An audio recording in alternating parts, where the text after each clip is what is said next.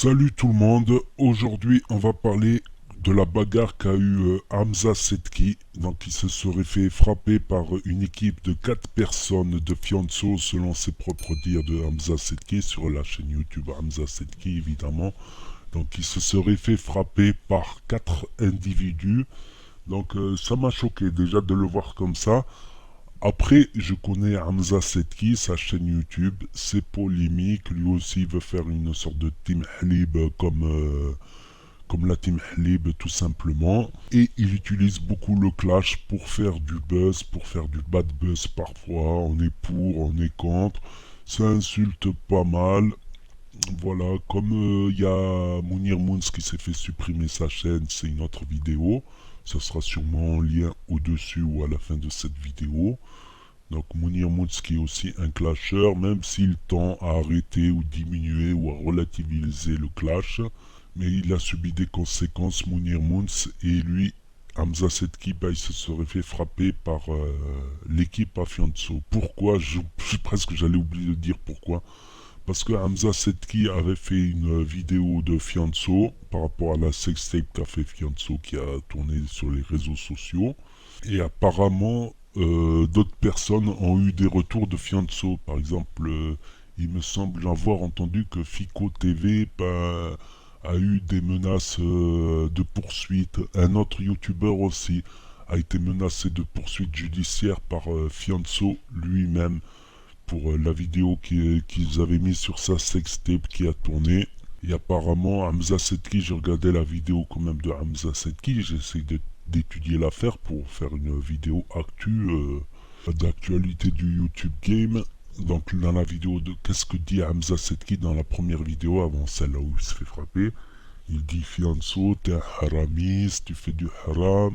Il y a d'autres rappeurs, ils ont soutenu la manifestation anti-racisme, anti-islamophobie. Et les autres, comme Fianso ou Elles foirés, ils font tourner des sextapes sur internet.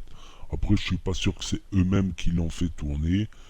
Mais bon, le résultat est là, c'est que ces sextapes, elles ont tourné, elles ont été maintes fois copiées sur différents sites que je nommerai pas.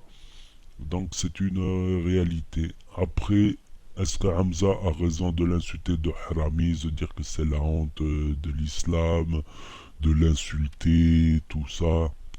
Après, c'est que son avis personnel, je pense. En tout cas, il aurait reçu les coups.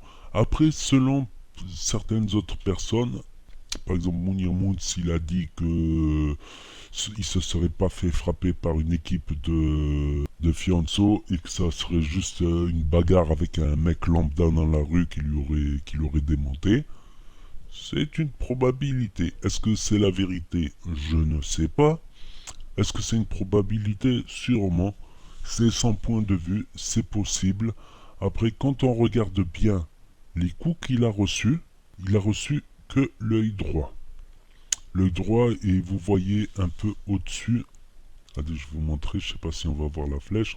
Et on voit que l'œil droit est un peu au-dessus.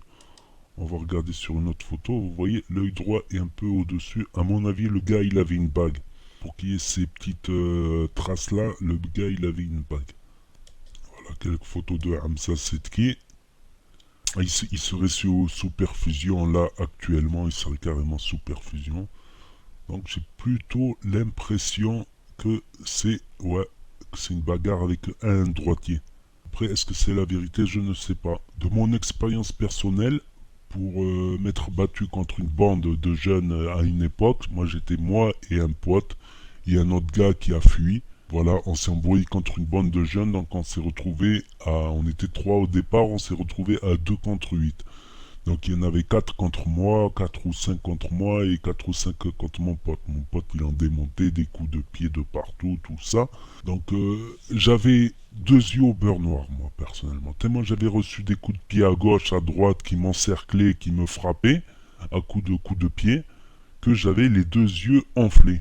J'avais les 2 yeux gonflés, je me rappelle très bien. Le lendemain, j'ai retrouvé des amis au flunch, on s'est mis au flunch. Il y a même une copine qui a fait du fond de teint. J'ai essayé de mettre du fond de teint pour que ça se voit pas les yeux au beurre noir. Et après, il y a un autre pote qui m'a dit, mais pas du fond de teint, c'est pour les femmes, t'es pas une femme, ceci, cela, c'est un autre débat.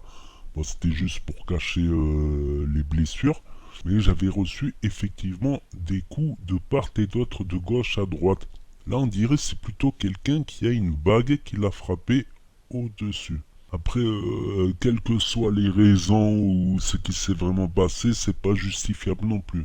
Après, quelque chose qui me fait douter aussi, c'est que dans sa vidéo, il menace à la fin l'équipe de Fianso. Il dit voilà, vous allez voir ce que vous allez voir, je vais rassembler des mecs de mon quartier, des mecs qui me supportent, tout ça, vous allez voir, il y aura des représailles, il y aura la guerre. Donc s'il promet la guerre à Fianso, ça peut être aussi un jeune pour faire du buzz, parce que c'est vrai que sa vidéo, de mémoire, elle a fait 140 000 vues en même pas une heure ou deux. C'est toujours délicat de juger si c'est vrai ou pas. Quand on voit l'état des blessures, il a que sur le côté droit, ça ressemble plus à un tête-à-tête avec quelqu'un qui avait une bague. Et avoir une bague, c'est pas non plus, pour moi, quelqu'un qui a une bague, c'est pas à main nue. C'est quelqu'un qui a une arme. Ça me rappelle, je m'embrouillais avec un mec, en plus un mec gros quoi. Gros, que moi je suis pas énorme non plus. Et le mec gros, il m'a dit non, non, je veux pas me battre, t'as une bague. Soit t'enlèves la bague pour te battre, soit je me bats pas comme ça. J'ai dit j'enlève rien, moi j'étais énervé.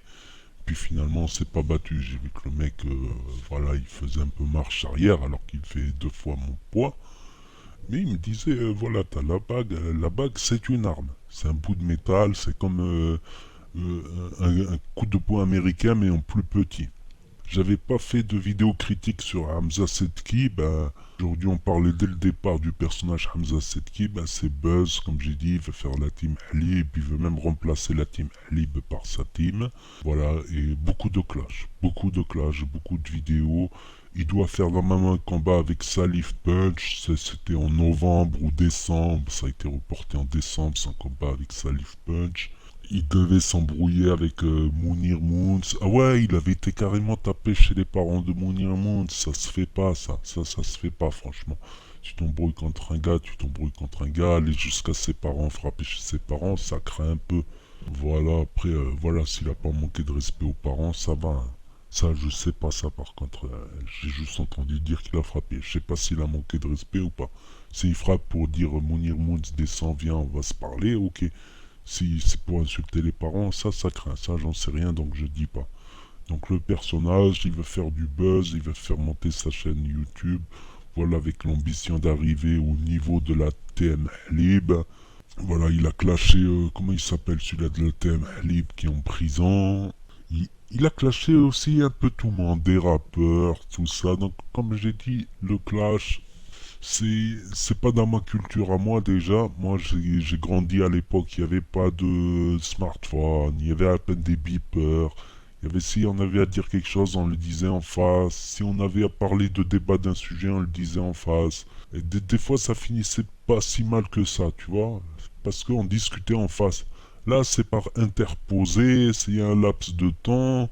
C'est le mec qui va lire une critique, qui va se sentir humilié parce qu'il y a des millions, s'il reçoit des insultes, parce qu'il y a des millions de gens des milliers, des centaines de gens qui vont écouter, il va se sentir moqué, il va se sentir frustré.